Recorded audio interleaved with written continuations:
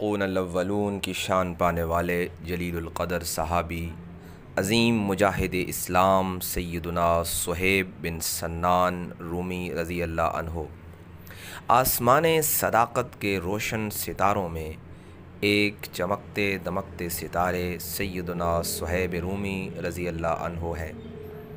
آپ بارگاہ رسالت مآب صلی اللہ علیہ وآلہ وسلم کے ان چنیدہ اور بلند بخت صحابہ کرام رضوان اللہ علیہم اجمعین میں سے ایک ہیں جن سے رسول خدا صلی اللہ علیہ وآلہ وسلم کو بے انتہا پیار تھا۔ نبی پاک صلی اللہ علیہ وآلہ وسلم ان سے مختلف مقامات پر اپنی محبت کا اظہار فرماتے اور انہیں بے پناہ پیار اور عزت و اکرام سے نوازتے۔ آپ کے متعلق پیغمبر اسلام صلی اللہ علیہ وآلہ وسلم نے فرمایا، حوض کوثر پر سب سے پہلے جسے سیراب کیا جائے گا وہ صہیب ہیں۔ دوسرے مقام پر ارشاد فرمایا، تم صہیب سے محبت کرو جس طرح ماں اپنے بچے سے محبت کرتی ہے۔ آپ کا اسم گرامی صہیب بن سنان کنیت ابو یحییٰ جو کہ نبی پاک صلی اللہ علیہ وآلہ وسلم نے عطا کی تھی اور تعلق موصل کے قریب نہر فرات کے کنارے ایک بستی سے تھا۔ آپ کو رومی کہنے کی وجہ یہ ہے کہ آپ کے والد، جیسے کہ بعض تذکرہ نگاروں کے نزدیک آپ کے چچا ایران کے بادشاہ کی طرف سے ابلا قبیلہ عراق میں بصرہ کے قریب شہر پر حاکم تھے۔ وہاں رومیوں نے حملہ کیا اور کئی لوگوں کے ساتھ آپ کو بھی قیدی بنا کر روم لے گئے۔ اس وقت آپ کی عمر کم تھی، لہٰذا بچپن سے جوانی کا سفر وہیں طے کیا۔ پھر قبیلہ بنو کلب کے ایک شخص نے آپ کو رومیوں سے خریدا اور مکہ مکرمہ لے آیا۔ عبداللہ بن جدعان نے آپ کو اس سے خرید کر آزاد کر دیا، جبکہ بعض روایات کے مطابق آپ روم سے بھاگ کر مکہ آ گئے تھے اور یہاں عبداللہ ابن جدعان کے حلیف بن گئے۔ آپ کا شمار السابقون الاولون صحابہ کرام رضوان اللہ علیہم اجمعین میں ہوتا ہے۔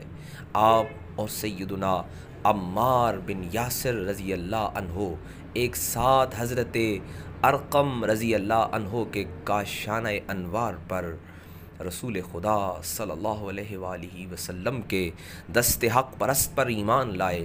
اس وقت نبی کریم رسول عظیم صلی اللہ علیہ وآلہ وسلم کے حلقہ بگوش اصحاب کی تعداد 30 سے کچھ زائد تھی۔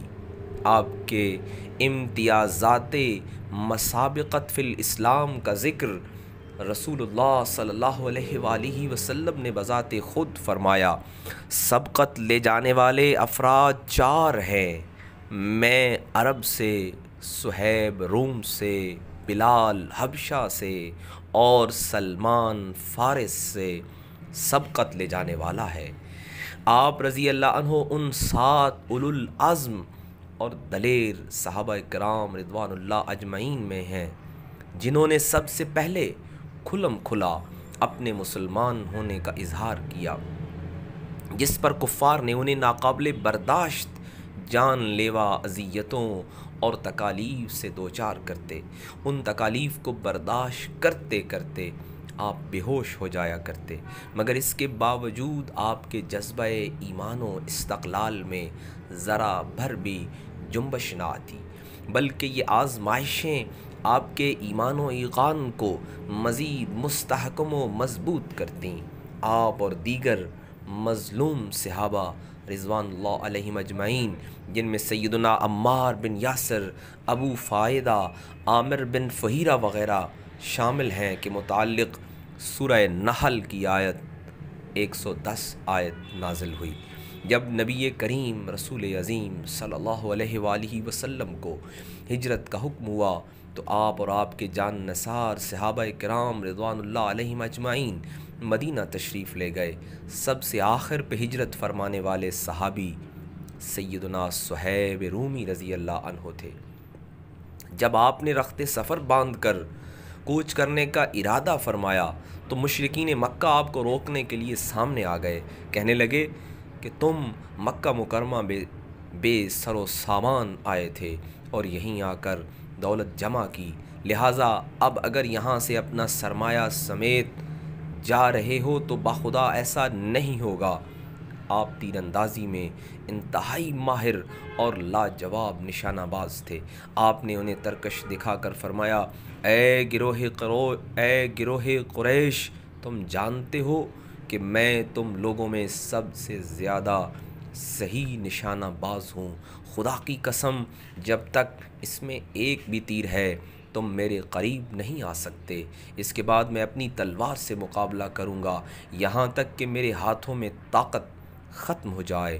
اب تمہاری مرضی ہے کہ میں تمہیں مکہ مکرمہ میں اپنے مال و دولت کے بارے میں بتا دوں اور تم اس پر قبضہ کر لو اور میرا راستہ چھوڑ دو، یا تم مجھ سے لڑو۔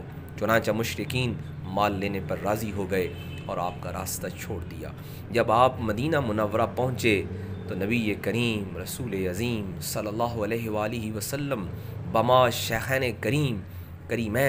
شیخین کریمین سیدنا ابو بکر رضی اللہ عنہ اور سیدنا عمر رضی اللہ عنہما ابی قباء میں سیدنا کلثوم بن ہدم رضی اللہ عنہ کے دولت کدے پر موجود تھے۔ مستدرک حاکم میں لکھا ہے کہ آپ کا سارا معاملہ نبی کریم صلی اللہ علیہ وآلہ وسلم کو بذریعہ وحی بتا دیا گیا، اس لیے جو ہی آپ بارگاہ رسالت مآب صلی اللہ علیہ وآلہ وسلم میں پہنچے تو رسول اللہ صلی اللہ علیہ وآلہ وسلم نے مسکراتے ہوئے فرمایا، اے ابو یحییٰ، بڑا نفع بخش سودا کرائے، تجارت نہایت نفع بخش رہی۔ اس موقع پر آپ کی شان میں سورہ بقرہ کی آیت نمبر 207 نازل ہوئی۔ اللہ نے ارشاد فرمایا، اور لوگوں میں ایک شخص وہ ہے جو بیچتا ہے اپنی جان کو اللہ کی رضا میں، اور اللہ نہایت مہربان ہے اپنے بندوں پر۔ طبقات ابن سعد اور اسد اللہ غابہ میں ہے، لکھا ہے کہ جس وقت آپ بارگاہ رسالت مآب صلی اللہ علیہ وآلہ وسلم میں پہنچے اس وقت آپ کے حضور کچھ کھجوریں موجود تھیں۔ حضرت صہیب چونکہ سفر کی وجہ سے بھوک سے نڈھال ہو چکے تھے، کھجوریں دیکھتے ہی انہیں تناول فرمانے لگے۔ آپ کی ایک آنکھ دوران سفر آشوب کر آئی تھی۔ سیدنا فاروق اعظم رضی اللہ عنہ نے نبی کریم صلی اللہ علیہ وآلہ وسلم سے عرض کی، یا رسول اللہ صلی اللہ علیہ وآلہ وسلم، آپ صہیب کو نہیں دیکھتے کہ کیسے کھجوریں کھا رہے ہیں جبکہ ان کی آنکھ میں درد ہے؟ اس پر رسول خدا صلی اللہ علیہ وآلہ وسلم نے سیدنا صہیب رضی اللہ عنہ کو مخاطب کر کے فرمایا، اے صہیب، تیری آنکھ درد کر رہی ہے، اس کے باوجود تو کھجوریں کھا رہا ہے؟ آپ چونکہ خوش طبع مزاج کے مالک تھے، عرض کی، یا رسول اللہ صلی اللہ علیہ وسلم، میں اس آنکھ کی طرف سے کھا رہا ہوں جو اچھی ہے۔ اس حاضر جوابی پر نبی کریم صلی اللہ علیہ وآلہ وسلم اس قدر مسکرائے کہ دندان مبارک کا نور نظر آنے لگا۔ مدینہ منورہ میں سیدنا صہیب رومی رضی اللہ عنہ کی مہمان نوازی سیدنا سعد بن خزیمہ رضی اللہ تعالی عنہ نے فرمائی، اور مواخات سیدنا حارث بن السمہ رضی اللہ عنہ سے ہوئی۔ آپ جامع الکمالات اور متنوع الصفات شخصیت تھے۔ آپ کی رنگت گہری سرخ، قد مبارک درمیانے سے کچھ کم تھا، سر کے بال گھنے تھے۔ آپ کا پیشہ تجارت تھا۔